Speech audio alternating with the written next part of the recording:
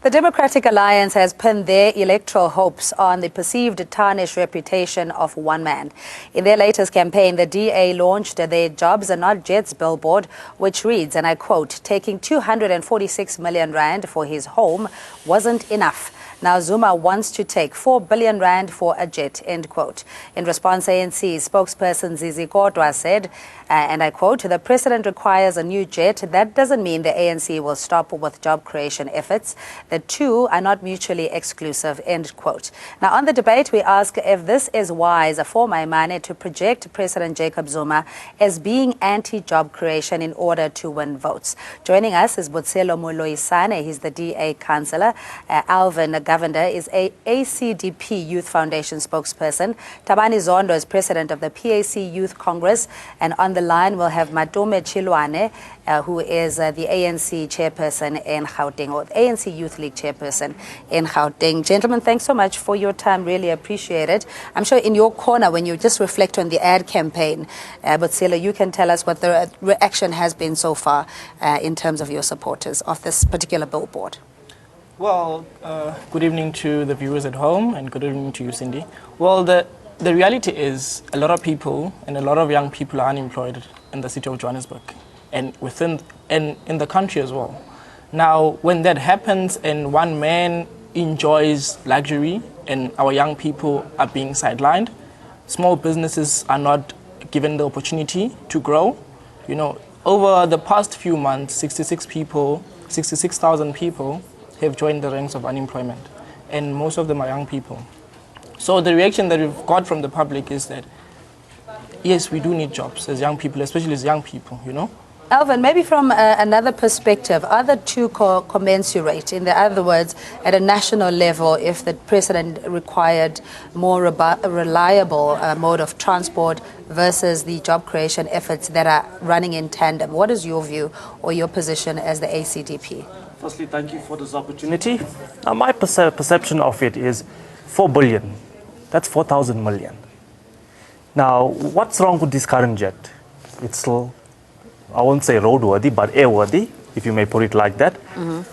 And there's one thing which we got to do is create jobs. Okay, that's fine.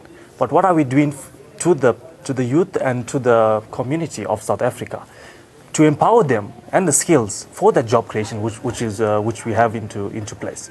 So I think the crucial thing, it's a no-go for the jet. He has a fairly good jet, yeah, which he's currently using, which can travel, yeah. So it's no. Job creation, yes, but you also have to put the skills through for them to perform those jobs, yeah. But the other tail of the argument is that this is a presidential jet, so it's not a Jacob Zuma, albeit that he'll be enjoying the benefits of it until 2019, but the next president that takes over would be able to enjoy the same perks. What is your view on the Jobs and Not Jet slogan? Yes, as the Pan-African Youth Congress, we felt so disappointed from both parties, of course. The immaturity that is prevailing in our current politics necessarily tells you what necessarily the kind of the country and the direction we are going to drive to in terms of politics.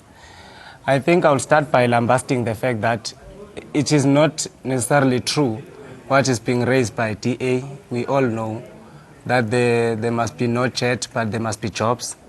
Because if I can take it from the honest perspective, DA sits in the National Assembly, it is represented in the parliamentary point of view. Before I can come to this particular interview, I've made my confirmations with the president of the PAC, Luthando Mbinda, who confirmed that the issue of a private jet has been engaged at a parliamentary level. And seemingly DA was mute in that particular platform. They did not even argue the reason, the need necessarily that brought the decision to come forward that there is a need for a jet. But from that particular moment of an assembly, what I would like to register here is that the DA was mute, but go behind the doors of the parliament and then go to the public, the honest public, and confuse the public and say the government or the ANC president is not having an interest in so far as jobs are concerned.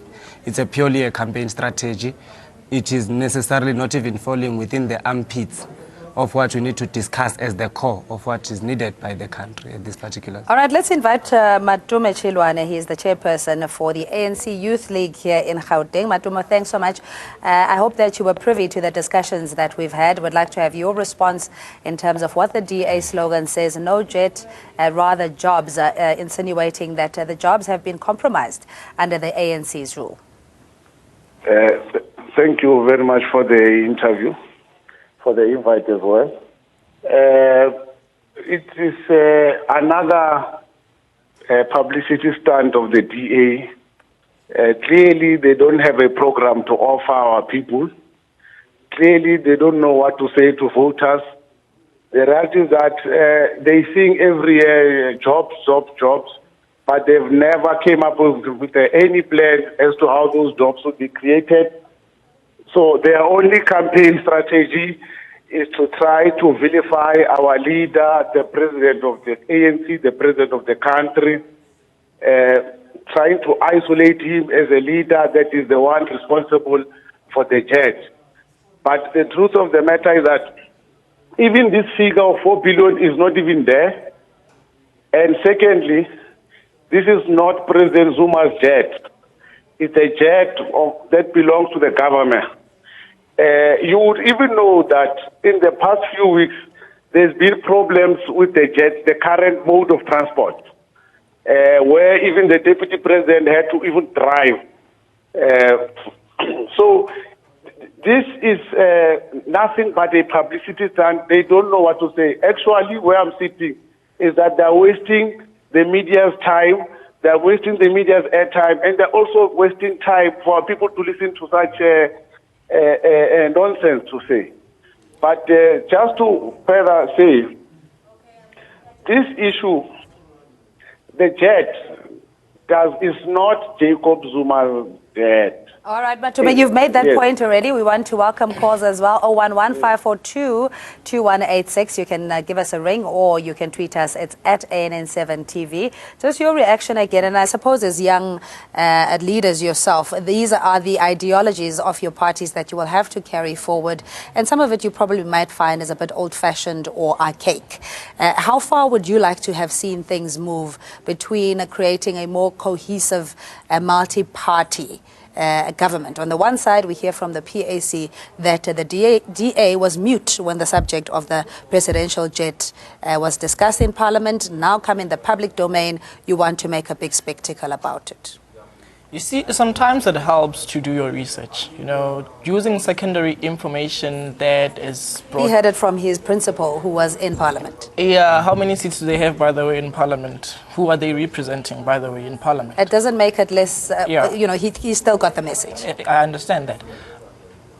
We were never mute. We've always been vocal. That why can't they maintain the current jet? Make sure that it's maintainable, make sure that it's functioning properly. Because it makes no use for us to be spending money all the time unnecessarily, yet our people live in utter poverty. It's been 22 years later, and we still have townships like Alex, where young people sit in the streets and smoke their life away because they're not given opportunities to, enhance themselves. Yeah, but how much history plays into your perception or perspective in life, particularly when it comes to the apartheid legacy and what needed to be done in the past 22 years, the concessions that had to be made, and regardless of which party will lead going forward, how much of history plays into your own decision making or the way you view South Africa? I think fairly everyone has a past, right? But we cannot live in the past constantly. I had the past, like where I have negativity and stuff, but I didn't choose to live there. I chose to step up and see where I am today, for example. So it's not a thing where you got to blame. Okay, the past can determine slight future, but not the whole future in itself. So the blaming game for apartheid, for me personally as well, my parents were disadvantaged. We always didn't have everything. But then obviously we don't look at what we didn't have. We look at what can we achieve and what can we, if you work hard, for example, Yeah. Tawani, is it fair, though, to say, we've now reached the equal playing fields, that what we need to focus on is more creating opportunities and a conducive environment for all to thrive and not really labor the point of what apartheid is still orchestrating today? It is not necessarily correct to just undermine the fact that apartheid indeed has imposed a certain legacy to our nation. If I can quote from the PAC manifesto, there is a point or in a paragraph where it says the present social order was inherited from the apartheid system and government. I want to contextualize this particular statement which I've quoted from the manifesto of the PAC to say, no one has briefed us, even DA did not come forward to say how much did that particular jet cost during the apartheid. Then after apartheid era, was there any particular jet purchased or not? If it was there, how much did it cost? Then now, why the situation now is exaggerated, but also the timing from the side of the DA speaks volumes why then DA will come with these things. Because if I can make a practical example, Mosima Muimane himself, he drives an entourage of cars when he moved from Cape Town Simple to Johannesburg. Sometimes he has got those allowances. If DA is proactive and DA is selfless, not selfish, like our party is, it should have also compromised all those benefits and then channel those benefits to what? For an example, there was a campaign on free education.